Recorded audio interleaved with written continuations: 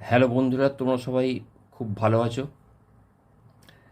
দেখো, এমএস ওয়ার্ডের শিখতে গেলে, টাইপিং শিখতে গেলে তোমাদের স্কুলে ভর্তি হতে হবে এবং সেইখানে 6 মাসের কি 8 মাসের কি 1 বছরের কোর্স তোমাদেরকে করতে হবে। কিন্তু আমার এই ক্লাসে যদি স্টেপ বাই স্টেপ তোমরা আমার ক্লাসগুলো দেখো বা যদি ওয়াচ করো, তাহলে মাত্র 10 দিনেই তুমি অনেকটা কম্পিউটার কিবোর্ডের জ্ঞান পেয়ে যাবে। স্পিড সম্বন্ধে সেটা তো বলবো অনেক পরে, কিন্তু বেসিক জিনিসগুলো, যেমন ধরো আজকে কিবোর্ডের ফার্স্ট ক্লাস হচ্ছে, এটা তোমাদেরকে আমি বলছি। দেখো, এটা হচ্ছে ASDFG সেমিকোলন LKJH। এইটাকে বলা হয় home row, HOME, home row. অর্থাৎ এইটা হলো কিবোর্ডের মেন একটা রো, হোম রো। অর্থাৎ স্টার্টিংয়ে যে মানে আঙুলগুলো যেখানে থাকবে সেটা সবসময় হোম রোয়ের ওপরে থাকবে, এরকম।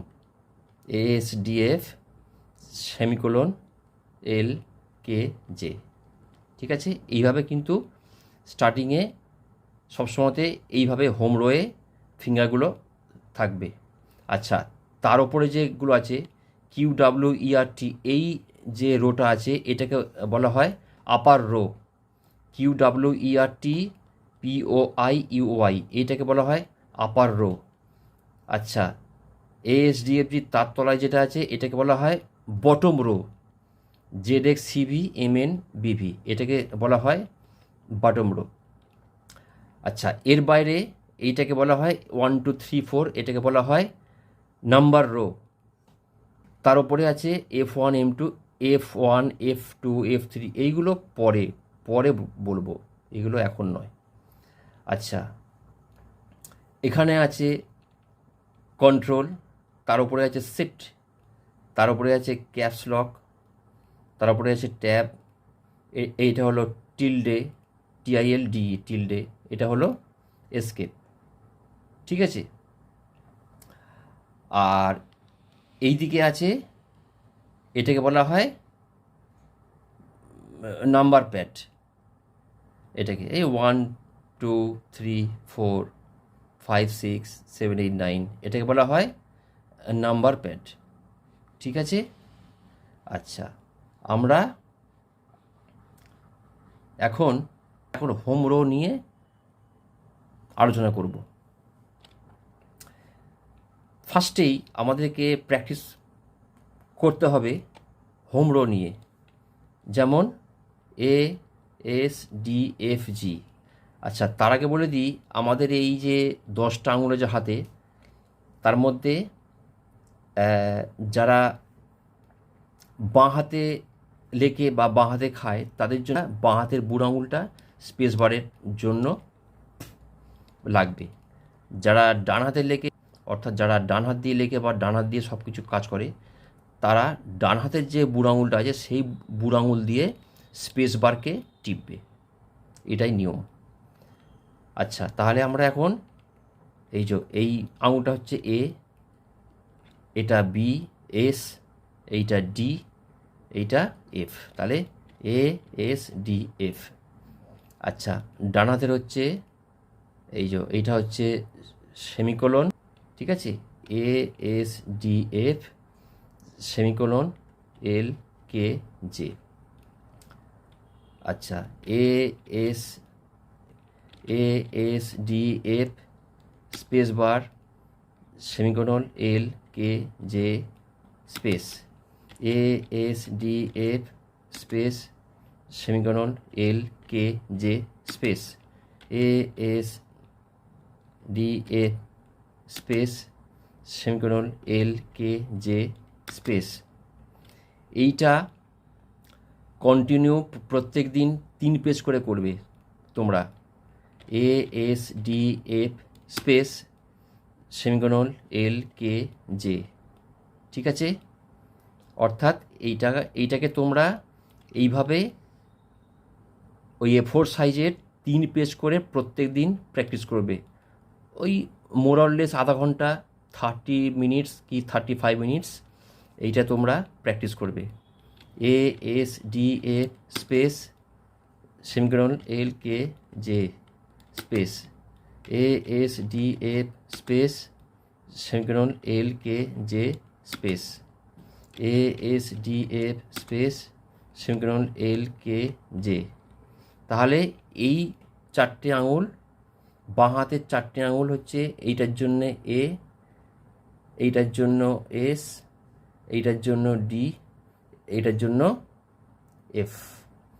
তেমনি ডান হাতের আঙুলের জন্য এইটা হচ্ছে সেমিকোলন, তারপরে এল, তারপরে কে, তারপরে জে।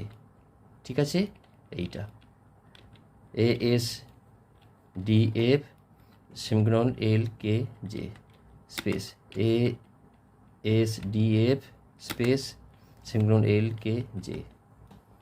এটাকে হোম রোপ বলা হয়। এবং হোম থেকে আমি যখনই আমি বাইরে বেরিয়ে যাব, বাইরে কাজ করব, বাইরে কাজ করি আবার আমি হোমে ফিরে আসব, এইটাই নিয়ম। যেমন দি petitioner has been come back. The petitioner has been come back. আমি আবার হোমে চলে এলাম, space the petitioner has been come back। ঠিক আছে, এইভাবে করতে হবে টাইপ। তো এইটা তোমরা কন্টিনিউ 7 দিন করো। আর তোমরা কমেন্টে জানাবে তোমাদের কি সুবিধা অসুবিধা হচ্ছে। আমি প্রত্যেকটা কমেন্ট দেখব এবং প্রত্যেকের কমেন্টের আমি উত্তর দেব। তাহলে ফাইনালি আরেকবার বলি, এইটা হচ্ছে হোম রো ASDF, এইটা হচ্ছে আপার রো QWERT, ZXCB এইটাকে বলা হয় বটম রো, তার উপরে আছে নাম্বার রো। ঠিক আছে, এখানে আছে ক্যাপস লক, এখানে আছে শিফট, এখানে কন্ট্রোল, এখানে ট্যাব, এখানে টিল্ডে, এখানে হচ্ছে এসকেপ, অর্থাৎ ESCAP এসকেপ মানে হচ্ছে বাইরে বেরিয়ে যাওয়া। ঠিক আছে, আচ্ছা এখানে আছে এন্টার, এইটা এন্টার, এটা শিফট ডাবল, একটা এখানে একটা এখানে, ডাবল শিফট। অল্ট, এখানে একটা অল্ট, এখানে একটা অল্ট।